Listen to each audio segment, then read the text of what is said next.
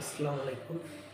আজকে আমি আপনাদেরকে আমার জীবনে ঘটে যাওয়া একটা সুন্দর মুহূর্ত খেলার একটা হাস্যকর একটি স্মরণীয় ঘটনা বলবো।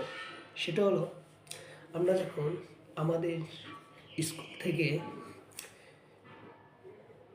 ইন্টার স্কুল থেকে খেলতে যাই, তখন তো জেলাভিত্তিক খেলা হতো। ঠিক আছে?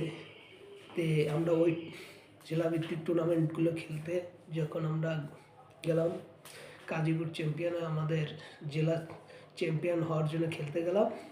তে আমরা যখন খেলতে গেলাম আমাদের ছবি, ঠিক আছে, আগে পাঠিয়ে দেওয়া হলো যে 15 জন খেলবে, সে 15 জন। আমি কিন্তু বলছি ক্রিকেট খেলা। সেই ক্রিকেট খেলার জন্য আমরা গেলাম। যাওয়ার পরে ওখানে ওখানে দল আসলো এবং ওখানে যারা পরিচালনা করবে তারাও আসলো। আমরাও মাঠে নামলাম। তে আমাদের বলল যে আপনারা জানেন তো মাঠে সিরিয়াল ধরে সবাই উইকেটে দাঁড়াতে হয়। তে আমরা জাতীয় সঙ্গীত গাওয়ার জন্য সবাই দাঁড়ালাম এই মনে করে, কিন্তু না, আমাদের জাতীয় সঙ্গীত গাওয়ার জন্য আমাদের দাঁড় করালো না। তারা আমাদেরকে দাঁড় করালো যে কিভাবে এই ছেলেগুলোকে বাদ দেওয়া যায়। তখন আমরা 9-10-এ পড়ি, অথচ ওখানার যারা পরিচালক তারা বলছে কি জানেন, তারা বলছে যে এরা বলে 9-10-এ পড়ে না, এরা কলেজ লেভেলে পড়ে, এইগুলা নিয়ে এসে খেলতে, এই বলে আমাদেরকে বাদ দেওয়ার জন্যে তারা আমাদের ছবিতে ক্রস চিহ্ন দিল যে এই 4-5 জন খেলতে পারবে না, এই কয়া বাছাই করলো। তে সিরিয়ালে আমিও পড়লাম, আমাকে বাদ দিল। তে বাদ দেওয়ার সময় আমাকে বললো আচ্ছা দেখি এখানে দাঁড়াও। তে দাঁড়ালাম। তিনি আমার দাড়ি এইভাবে মনে করেন যে ঘষা দিল হাত দিয়ে, এইভাবে বারবার ঘষে দেখলো যে দাড়ি, তখন তো আমাদের দাড়ি ওঠে নাই।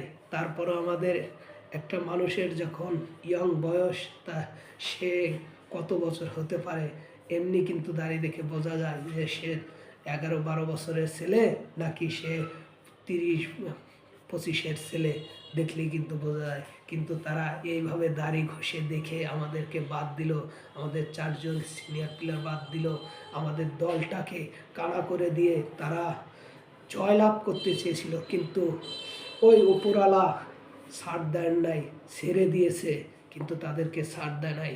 সেই ম্যাচে আমার ছোট ভাইয়েরা, তারা আমাদের যে আরও 15 জন খেলার কথা গেছিলাম, তা আমাদের 11 জনের মধ্যে 4 জন বাদ দিলে 7 জন থাকে, কিন্তু আমাদের বাদটি যে আরও 5 জন নিয়ে গেছিলাম, সেই ছোট ভাইদেরকে নামিয়েছিলাম সেই শীতের কুয়াশার ভিতরে। সেই ছোট ভাইয়েরা যে খেলা দেখিয়ে দিয়েছে, তাদেরকে উচিত জবাব, দাঁত ভাঙ্গার জবাব দিয়েছিল সেদিন। সেদিন আমার ছোট ভাইয়েরা 4 রানে জয়লাভ করেছিল। সেদিন তাদের তাদের যারা খেলা পরিচালনা করেছিল এবং আমাদের যে বিপক্ষের দলটা ছিল, তারা এসে আমাদের কাছে সরি বলেছে এবং বলেছে যে ভাই আপনারা যে খেলা দেখাইছেন, সত্যি আমরা অত্যন্ত দুঃখিত, আপনাদের কাছে ক্ষমা চাওয়ার কোনোই নাই, তারা আমাদেরকে বলেছিল। এবং তারা খুশি হয়ে আমাদেরকে আপেল উপহার দিয়েছিল আমাদের সবাইকে, এবং বলেছিল আসলে আপনারা অনেক ভালো খেলেন, আসলে আমাদের এরকম করা ঠিক নাই। এই বলে সেদিনের ঘটনা আমি স্মরণ করলাম।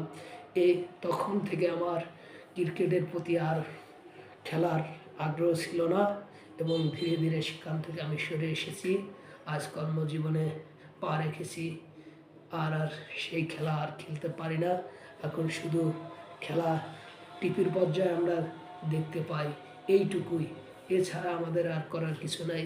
আর ওই ছোটোবেলার সেই সৌন্দর্য আমি আর ফিরে পাচ্ছি না সেসব বন্ধু, সেসব ছোট ভাইদেরকে। সত্যি সেই দিনগুলো, কলেজ স্কুল জীবনটা যে কত সুন্দর ছিল, সত্যি আসলে এই দিনকে স্মরণ করে আজ আমি আমার এই সংক্ষিপ্ত কথা শেষ করছি আমার জীবনের। সত্যি এটা আমার ছিল জীবনের স্মরণীয় একটি ঘটনা, তাই আপনাদের কাছে আমি এটা শেয়ার করলাম। খোদা হাফেজ।